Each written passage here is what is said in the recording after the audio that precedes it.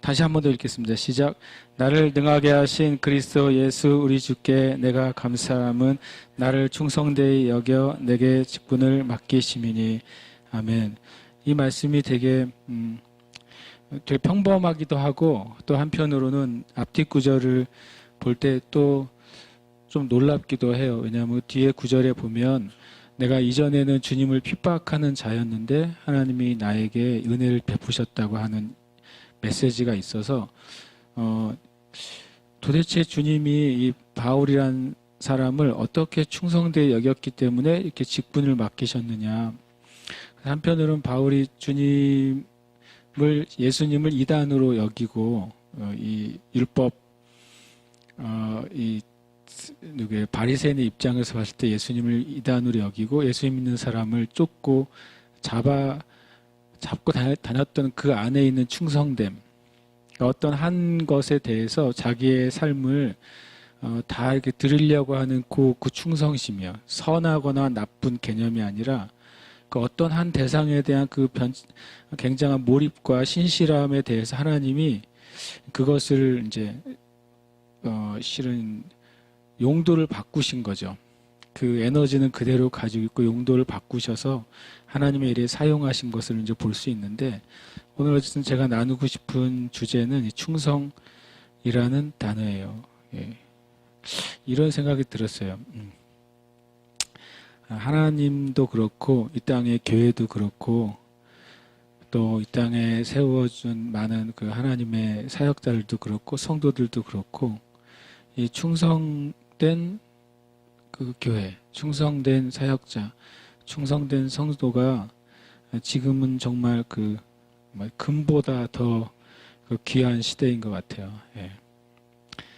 비트코인보다 훨씬 더 값어치가 있는 게 충성이라는 생각을 갖게 되고, 또 충성이란 말이 때로는 마치 바울처럼 악한 일에도 굉장히 사람들이 충성될 수도 있고, 또 이제 사도 바울이 주님 만난 이후에 그 주님의 일에도 충성될 수 있고, 왜냐하면 뒤에 조금 나오겠지만 충성이 어디까지 가냐면 충성이 단순히 어떤 잘하거나 열심히 하는 게 아니라 생명을 거는 차원까지가 충성이거든요. 그래서 그것이 굉장히 그 깊은 수준의 실은 영성인 것 같아요. 그래서 오늘 좀 충성에 대해서 나누고 저나 여러분이나 또 이 교회가 하나님 앞에 충성되게 서 있었으면 좋겠어요. 예. 충성이란 말을 좀 찾아봤더니요, 피스토스라는 단어를 쓰더라고요. 피스토스. 피스토스의 뜻을 좀 찾아보니까 믿을만하다, 신실하다, 확신한다. 그 사람을 생각할 때 또는 어떤 대상을 생각할 때 확신이 드는 거예요. 반드시 그 사람이 그것을 이뤄내거나 지켜내거나 완수할 것이 확신될 때 이 충성이라는 단어를 쓰는 거죠. 그리고 이 충성에 실은 충성한 어떤 사람이나 그 삶의 근본은 진실함이에요. 바탕은. 그래서 충성이란 단어하고 진실하다는 것과 같은 의미로 되어 있어요. 그러니까 하나님 앞에 진실하기 때문에 그 외에 다른 것을 품거나 행하지 않는 거예요. 이게 굉장히 엄청나게 실은 강력한 영적인 능력이죠. 영적인 능력이라는 생각을 많이 갖게 돼요. 그래서 제가 4가지로 충성에 대해서 좀 나누려고 합니다. 우리가 다 아는 메시지지만 우리 같이 한번 읽겠습니다. 시작. 충성은 성령의 열매이고 성령의 법이다. 잘 아는 말씀이죠. 갈라디아서 5장 22절 23절 함께 읽습니다. 오직 성령의 열매는 사랑과 희락과 화평과 오래 참음과 자비와 양선과 충성과 온유와 절제니 이 같은 것을 금지할 법이 없느니라. 아멘. 전에 자주 말씀드렸지만 성령의 열매들은 이라고 돼 있지 않고 성령의 열매는 이라고 돼 있고요.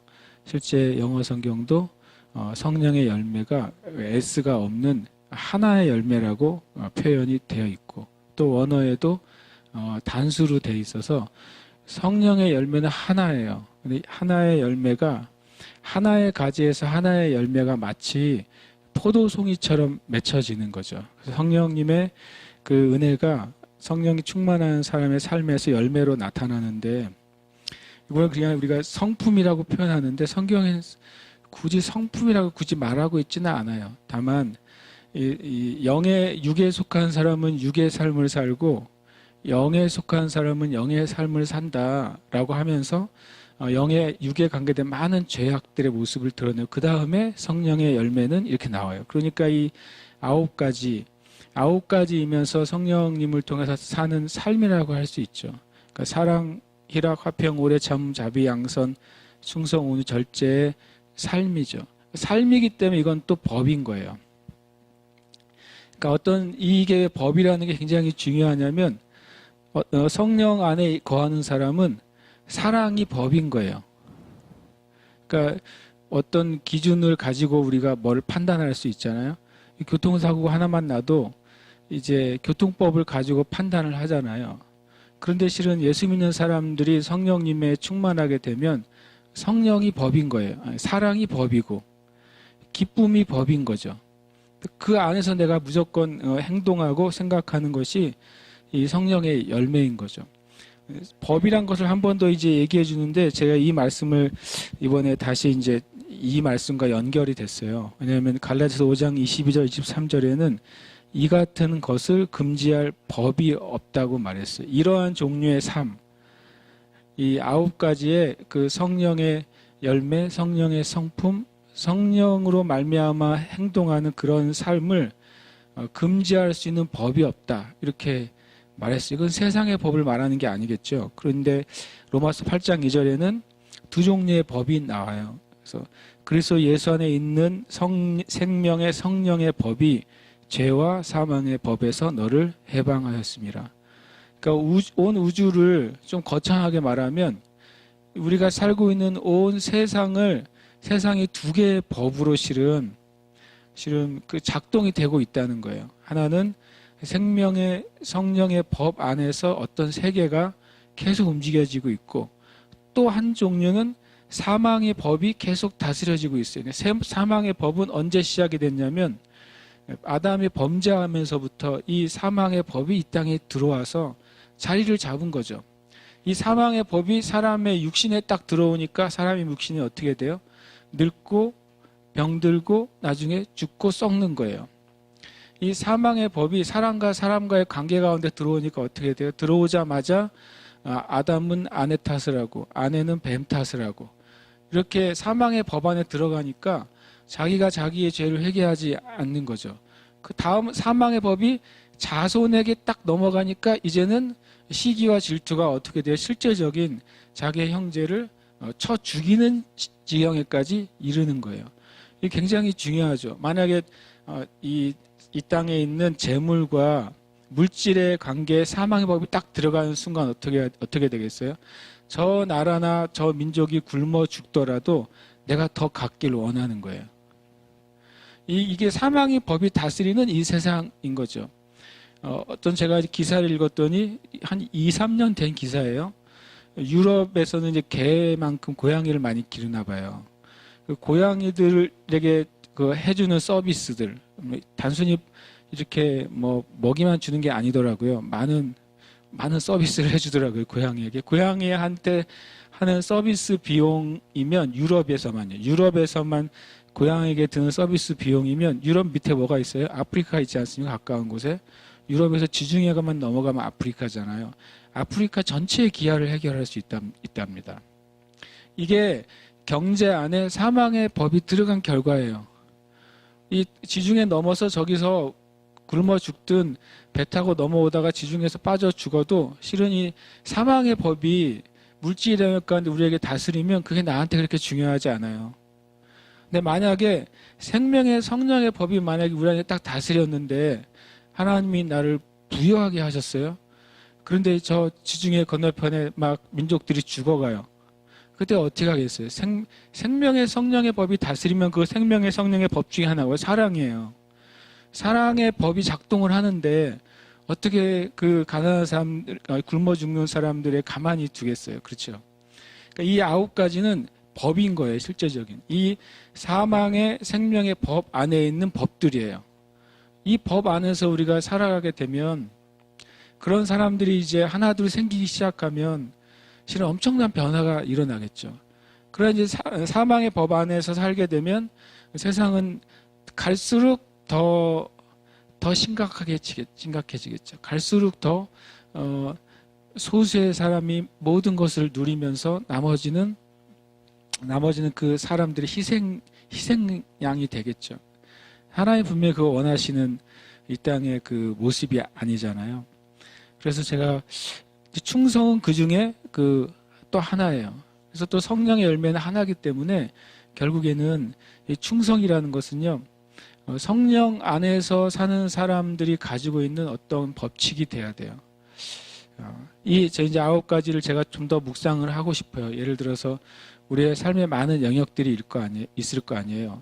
그러니까 법이라는 것이 되게 명확하기 때문에 뭐 예를 들어서 어떤 문제는 형사소송법이 적용이 될 거고 어떨 때는 민법이 적용이 될 거고 그러니까 어떤 사건이나 무슨 주제마다 법 적용이 다르잖아요. 뭐 살인사건이 일어나는데 교통법을 적용할 수는 없을 거 아니에요. 그것처럼 저는 이 9가지의 그 성령의 법이 적용되는 분야들이 있을 거라는 거를 좀 많이 이제 묵상을 하게 돼요. 그래서 여러분도 묵상하셨으면 좋겠어요. 여러분과 제가 이미 예수님을 믿을 때 사망의 법에서 성령의 법으로 실은 옮겨왔고 우리는 그 법의 적용을 받는 삶을 살아야 되거든요. 그러면 이제 과연 도대체 사랑은 내 삶에 어떤 영역에서 이 법이 작동해야 될 것인가? 이 희락은 내 삶의 어떤 영역에서 희락의 법이 작동해야 될 것인가? 이런 것을 우리가 묵상할 때 또 이제 가만히 생각해 보면 어떤 영역에서 그 법이 작동해야 될지 감이 오시기도 할 거예요. 아마 그렇게 묵상해 보면 유익할 것 같아요. 어쨌든 제가 이번에 주목하는 것은 이 성령의 법은 엄청 강력해서 이 성령의 법 외에 어떤 법도 이것을 대적할 수가 없다. 이게 첫 번째 것이고 그리고 또 그 성령의 법은 1차적으로 죄와 사망의 법에서 우리를 자유케 했다는 거예요. 그러니까 실은 충성도 마찬가지로 이 죄와 사망의 영역으로부터 우리를 자유케 해요. 그래서 충성은 성령의 열매이고 성령의 법입니다. 두 번째 나누고 싶은 것은 같이 읽겠습니다. 시작. 충성은 성도를 능하게 하고 하나님으로부터 직분을 받는 영적 통로입니다. 충성이 통로예요. 엄청 중요한 통로인데 우리가 읽었던 이 말씀이죠. 나를 능하게 하신 그리스도 예수 우리 주라고 했어요. 누가 우리를 능하게 여겨요? 능하게 만들었어요. 예수님이 우리에게 능력을 준다는 거죠. 그건 실제적으로 무엇인가를 행할 수 있는 능력을 말씀하세요. 우리가 뭔가를 행할 때 그것에 합당한 실은 능력이라고 하는 것은 첫 번째는 지혜예요. 그것을 어떻게 할 것인가가 능력이에요. 알고 보면요. 어떻게 할 것이고 또는 그것을 실제로 해낼 수 있는 어떤 기술적인 힘이죠. 우리에게 이런 능력이 있게 하신 분은 주님이신데 원래 의미는 나를 능하게 하신 분이 예수님이신데 왜 예수님이 나를 능하게 하셨는가? 그 이유는 나를 충성되게 여기셨기 때문이다. 이렇게 되어 있어요. 그러니까 순서는 이렇게 돼요. 원래는 여기 보면은 능하게 하신 것, 나의 충성됨을 주님이 쳐주신 거죠. 그 다음 나에게 직분을 맡기셨다라고 되어 있는데 순서는 이렇게 돼요. 주님이 내 안에서 어떤 충성되고 아까 말한 진실하고 그리고 변치 않는 마음을 확인하셨어요. 확인하시면은 주님이 나에게 그 하나님의 직분을 허락해 주세요. 그 직분을 허락하시면서 동시에 그 직분을 수행할 수 있는 능력을 함께 주신다는 거죠. 그러니까 실은 놀랍게도 이 충성은 예를 들어서 내가 어떤 위치에 오를 수 없는 사람이에요, 내가. 근데 그 오를 수 있게 되는 통로는 뭐냐면 내가 하나님 앞에 충성의 영역에서 점수를 받으면 돼요. 합격 점수를. 하나님 보시기에 네가 정말 충성스럽구나라는 합격점을 받을 때 주님이 나를 그 자리로 올리세요. 자리를 올릴 때 주님이 한 가지를 더해 주시는데 단순히 자리를 올리는 것뿐만 아니라 그 자리를 수행할 수 있는 능력을 허락해 주세요. 아주 대표적인 예가 요셉 아니겠습니까? 요셉은 충성을 보였어요. 요셉은 어렸을 때도 아버지에게 충성을 보였어요. 아버지가 형들이 양떼를 잘 치고 있는지 보라고 할 때 요셉은 형들의 시기나 질투나 또는 욕을 먹고 하는 것에도 상관없이 아버지가 하라고 하는 일에 대해서 그것을 성실하게 수행했단 말이죠. 형들이 굉장히 동생을 싫어함에도 불구하고 그것을 수행했어요. 그리고 형들의 입장에서는 자신들이 몰래 아버지 몰래 하는 나쁜 일을 항상 이 아들이 고자질하는 고자질쟁이로 불림을 받았어요. 그러나 반대 입장에서 보면은 아버지 입장에서 보면 이 10명의 형들이 다 각각 지멋대로 행동하는 것을 알 길이 없는데 이 충성된 요셉이 이거를 잘 가르쳐줬기 때문에 아버지가 적절하게 그 일들을 치리할 수가 있었던 거죠. 그리고 나중에 잡혀가서도 어떻게 했습니까? 충성됐어요. 요셉이요. 요셉이 첫 번째로는 그 다른 타국으로 잡혀갔을 때, 어린 나이에 잡혀갔을 때 인정을 받으려면 언어에 있어서 소통이 돼야 될 거 아닙니까? 언어에 있어서 소통이 돼야 되니까 그것을 어떤 통로로든지 요셉은 익혀야 됐고, 그리고 그것을 또 소통이 돼야 됐고, 소통이 되면서도 요셉이 그 일에 최선을 다했기 때문에 하나님이 거기에 형통하게 하셨다고 하는 말씀을 주세요. 형통이란 단어 안에는 항상 성실함이 포함돼요. 하나님이 형통케 하셨다라고 하는 말 안에 만약에 성실한 것이 없이 형통케 하셨다면 되게 하나님이 불공정한 분이 돼요. 우리가 주님 앞에 우리의 기준이 있잖아요. 믿는 자들의 기준. 무엇을 하든지 누구에게 하듯 하라고요. 주님께 하듯 하라. 이것이 믿는 자들의 기준이에요. 내 상사가 크리스찬이든 넌 크리스찬이든, 심지어는 내 상사가 불의할지라도 성경에서는 죽게 하듯 하고 진리 안에서 복종하라고 그렇게 말씀하세요. 그렇게 될 때 하나님이 거기에 형통이라는 단어를 허락해 주셨단 말이죠. 그리고 요셉은 또 계속해서 감옥에 가서도 충성됩니다.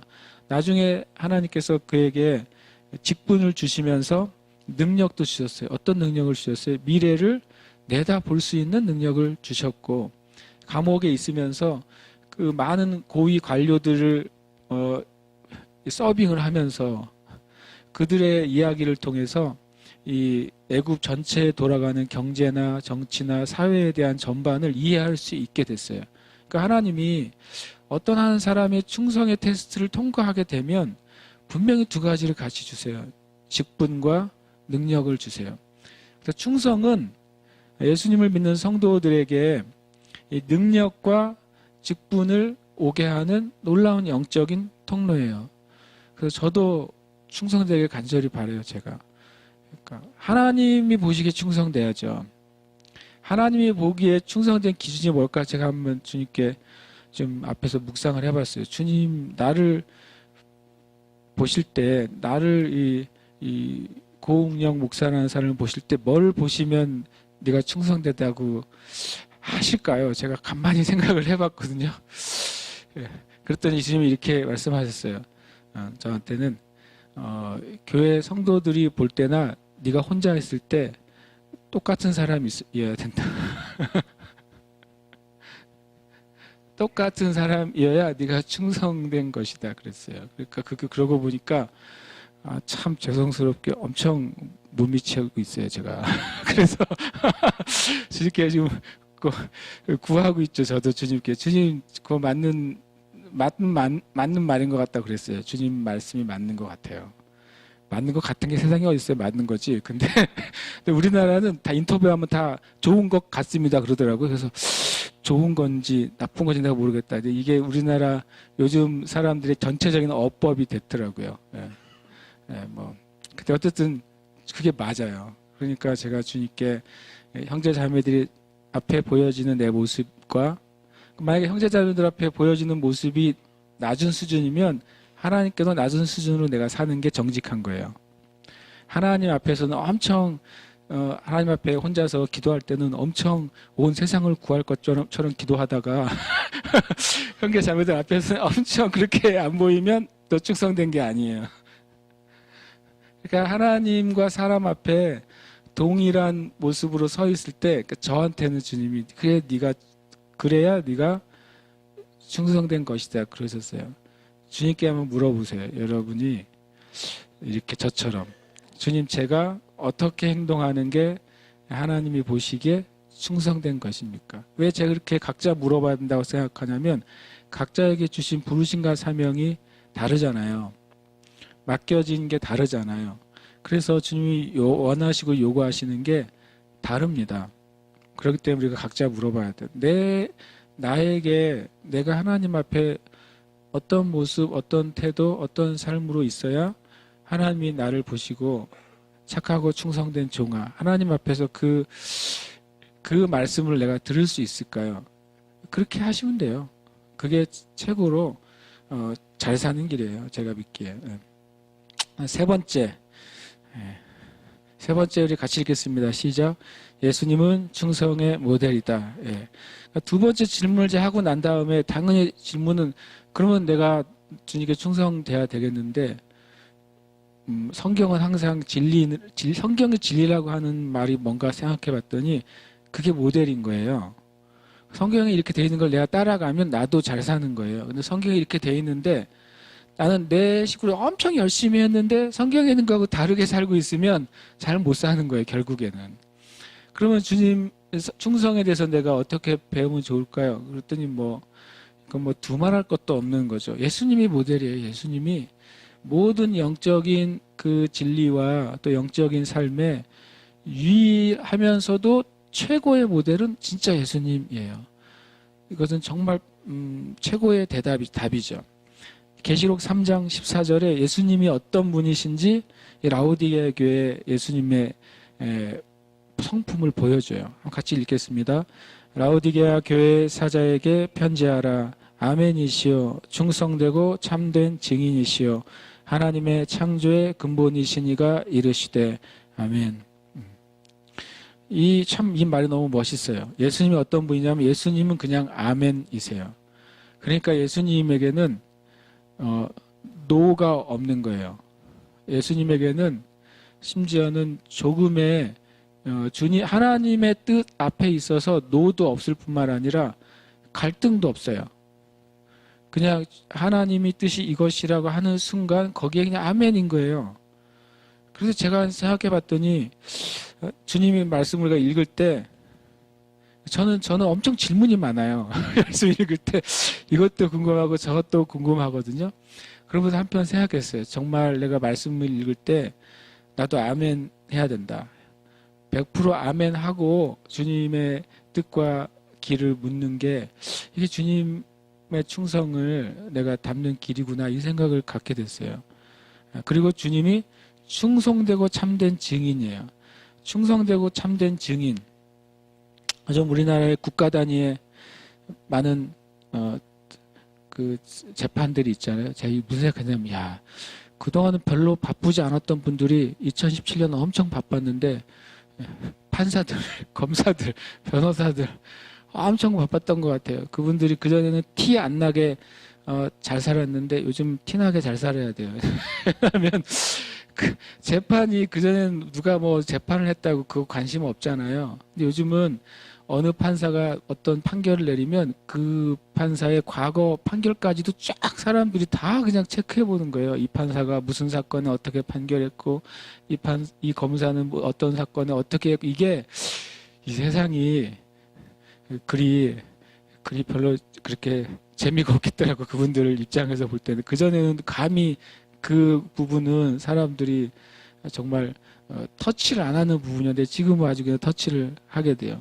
근데 그중에 이 재판의 가장 중요한 요소 중에 하나가 증인이잖아요. 재판의 결과를 결정짓는 증인. 요즘 제가 보면은 증인들이 다 그렇게 충성되고 참되지가 않아요. 왜 그러냐면 증인들 자체가 스스로에게 올 그 여부에 따라서 증언을 하는 시대인 것 같아요. 자기에게 어떤 영향을 미칠 것인가 증인하는 사람 자체에게도. 그러니까 위증죄가 엄청 많잖아요. 위증죄 가지고 다시 또 재판하는 퍼센트가 우리나라가 일본보다 어디는 140배나 이런 말까지 들었어요. 그러니까 이 진실을 말하는 게 아니라 자기에게 유리하고 불리한 걸 따라 증언을 하고 있는 거죠, 우리가. 그래서 충성되고 참된 증인이세요. 예수님은 항상 실은 바르고 진실한 걸 말씀하세요. 그래서 예수님의 말씀을 우리가 언제나 들을 수가 있어요. 만약에 그분이 입장이 자꾸 바뀌시면 우리가 되게 어려운데, 입장이 안 바뀌시고 명확하고 영원히 변치 않고 항상 바르세요. 그래서 우리가 덜 명확하고 자꾸 변하고 바르지 않은 부분이 우리가 있기 때문에 예수님의 그 명확하고 진실하고 영원한 말씀을 대하는 순간 자꾸 걸리는 거예요. 우리가 걸려서 그대로 하기가 아주 어려워요. 그리고 놀랍게도 이 아멘이시고 충성이신 예수님이 창조의 근본이세요. 그래서 하나님이 창조한 게 무너지지 않는 거예요. 하나님이 아멘이시고 충성된 그 예수님을 근본으로 세상을 창조했기 때문에 이 세상은 하나님이 창조한 그대로 될 뿐만 아니라 영원히 변치 않는 거예요. 그러면 우리가 이 예수님의 충성을 모델로 살면 엄청 강한 사람이 될 겁니다. 강하면서도 그리고 능력 있는 사람이 될 거예요. 저도 그렇게 되고 싶고 또 여러분도 그렇게 되시길 축복해요. 이 땅에 있는 교회가 예수님처럼 하나님의 뜻에는 모두 예스하고 그리고 하나님이 하라고 하신 일을 끝까지 할 수 있다면 얼마나 하나님 안에서 강한 교회가 되겠어요. 중국 제가 어느 성 이름을 못 대겠는데 중국의 어느 한 도시에 크리스찬 인구가 90%에 육박하는 도시가 있습니다.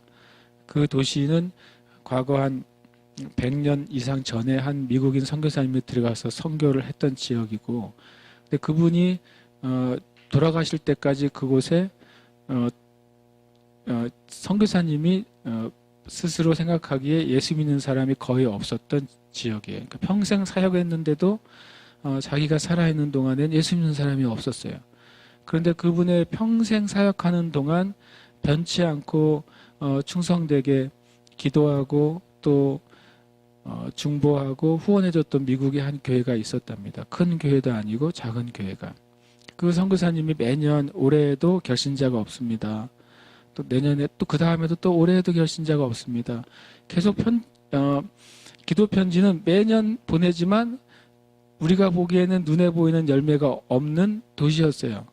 근데 그분은 돌아가셨고 그 교회는 이제 계속해서 살아계실 동안에 선교와 후원을 끊지 않았던 것이죠. 그 뒤에부터 하나님이 열매를 허락하셔서 중국의 그 도시는 90% 이상의 크리스찬 도시가 됐다고 그래요. 거기가 공산화됐음에도 불구하고 아직도 크리스찬들이 많은 도시가 됐다는 거죠. 실은 교회나 하나님의 백성이 충성된다고 하는 것, 이것처럼 놀라운 그 능력이 없는 것 같아요. 전에 그 호주의 그 조지 할아버지 이야기 우리가 한번 같이 봤었잖아요. 군대를 제대하고 나서 방탕하게 살다가 예수님을 만나고 자기가 평생 복음을 전하겠다고 생각하고 그 호주의 그 한 해변에서 매일 자기가 하나님 앞에 결정한 시간에 계속 복음을 전도지를 전했는데 평생 동안 단 한 명의 결신자도 보지 못했던 거죠. 그러니까 죽기 직전에 내 삶을 통해 한 명도 결신자가 없는 것에 대해서 되게 슬퍼하면서 하나님 앞에 참 자기가 능력이 없는 자라고 그렇게 한탄하고 있을 때 하나님께서 영국의 한 목사님을 통해서 전 세계를 다니면서 그 조지 할아버지를 통해서 10년 전, 20년 전, 30년 전, 40년 전 그 호주에 여행을 갔다가 그 해변에서 복음을 듣고 나서 예수 믿는 사람의 수가 그 필름에 보면 14만 4천 명이라고 기록이 돼 있어요. 참 충성의 열매 아닙니까? 충성의 열매. 이 땅에서는 열매를 하나도 없는 것처럼 보였는데 하나님의 나라에서는 실은 바울 사도만큼 열매 있지 않았나 이런 생각이 들어요. 그래서 우리가 그 예수님의 충성의 모델을 쫓아가려고 하면 이 두 가지를 기억하시면 좋겠어요. 아멘과 참된 증인의 삶이요. 변치 않는 태도를 가질 때 하나님이 그 예수님을 통해서도 온 열방이 구원받게 하신 것처럼 예수님의 그 충성의 모델을 쫓아가는 누구든지 그 사람을 통해 열매를 맺게 하실 겁니다. 사실 하나님의 방법은 너무나도 놀라워서 우리가 생각하는 방법으로 하나님의 일이 시작될까? 글쎄 잘 모르겠어요. 당연히 우리가 하는 모든 그리스도인들과 교회가 하는 그 일을 저는 당연히 충성되게 해야 된다고 믿어요. 그 안에서 하나님이 하실 것이고 그 안에 있는 성도와 하나님의 사람들이 그에게 맡겨진 그 일을 할 때 하나님이 일하실 거예요. 하나님은 일하시고 계시고 또 역사하실 것입니다. 아멘. 아멘. 와, 진짜 세계적인 타이밍이다. 진짜 우리 네 번째 함께 읽겠습니다. 시작. 하나님의 나라는 충성된 사람들을 통해 세워집니다. 아멘.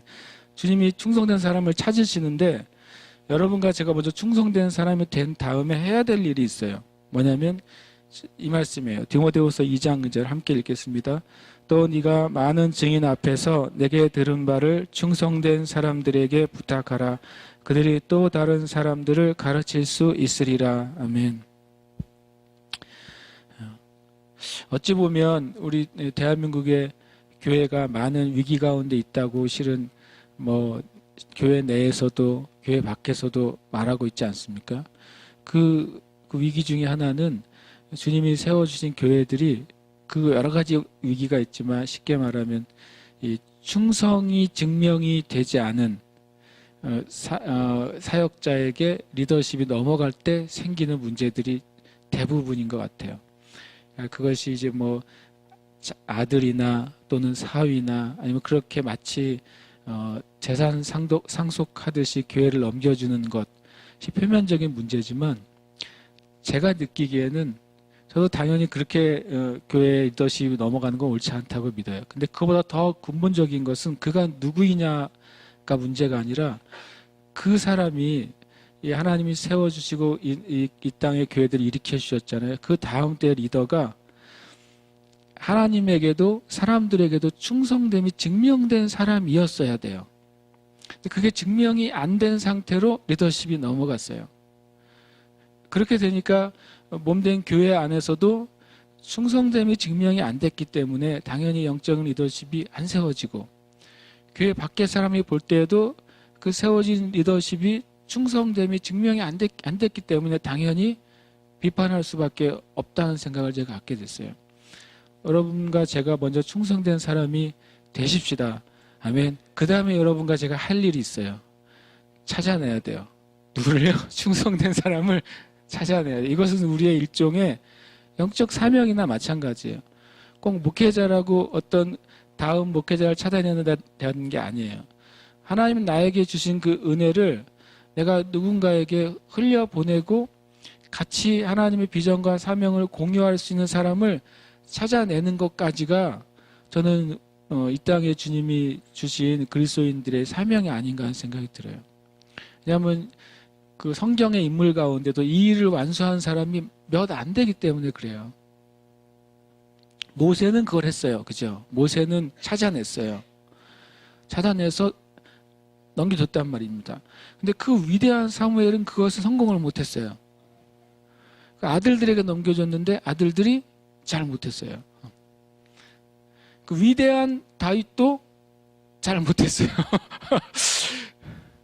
성경 가만히 보시면 위대한 하나님의 사람들이 있지만 이 디모데후서 2장 2절에 해당되는 사람이 손꼽을 만큼 적다는 것을 느껴요. 제가 만약에 그 일들을 성경에 있는 그 하나님의 사람들이 계속 완수했다면요 엄청난 일이 일어났을 거예요. 바울은 최소한 그 일을 완수했어요. 디모데나 디도나 이런 충성된 사람들을 찾아냈어요. 바울은요.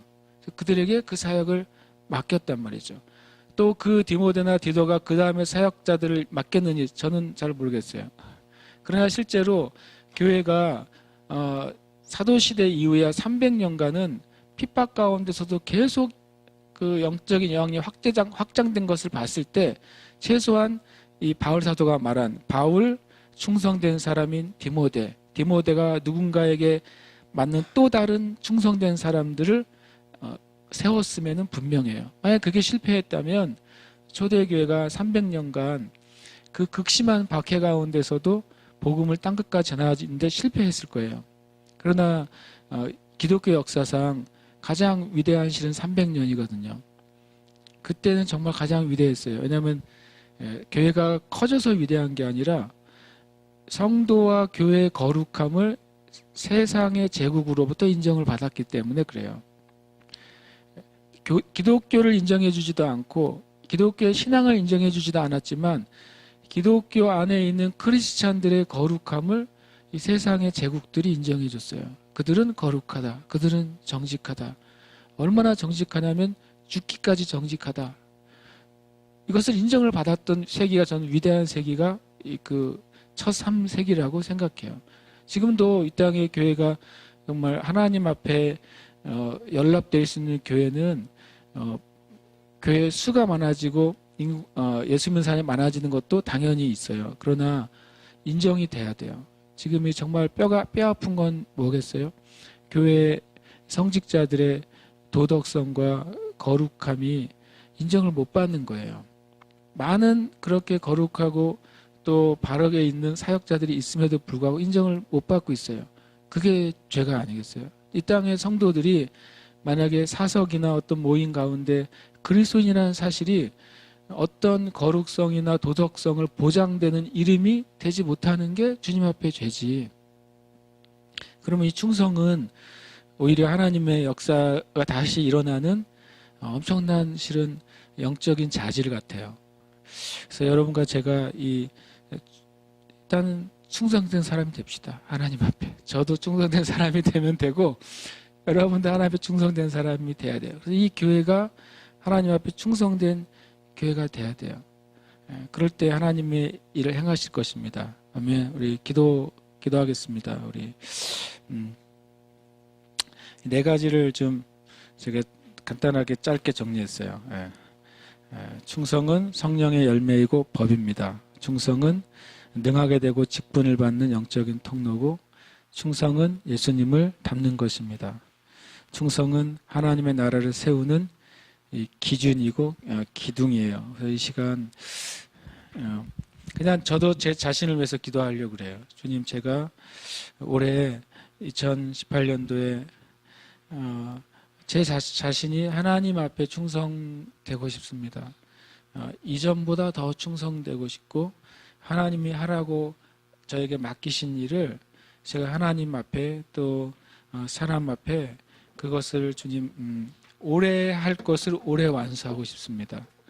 여러분의 그 신앙의 그 삶, 기도의 삶, 예배의 삶, 또 말씀 안에 있는 삶을 세우시길 축복해요. 그게 진짜 중요한 것입니다. 우리가 기도하고 예배하고 말씀을 묵상하는 삶이 그리스도인에게는 생명 같은 거예요. 우리가 그거 잘 세우지 못하면서 다른 모든 거를 잘했을 때 그것이 잘못하면 한 번에 와르르 무너질 수 있는 그런 모래성이 될 수도 있어요. 그래서 먼저 여러분 자신을 위해 기도하실 때 주님, 나의 영적인 삶이 새롭게 견고하게 세워지게 해주시옵소서.